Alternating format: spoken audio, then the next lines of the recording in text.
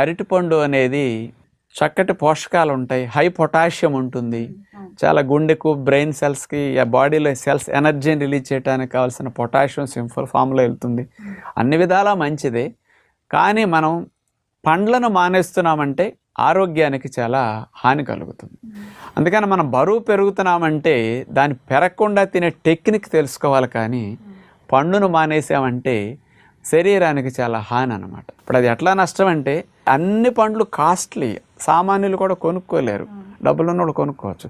కానీ ఆ మాట విని పాపం పేదవారు కూడా అమ్మ అరటిపళ్ళు తింటే ఎలా అవుతా అని వీళ్ళు కూడా మానేస్తున్నారు.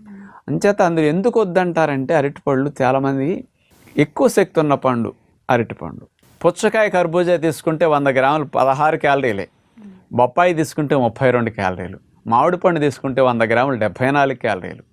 అదే అరటిపండు తీసుకుంటే 116 క్యాలరీలు.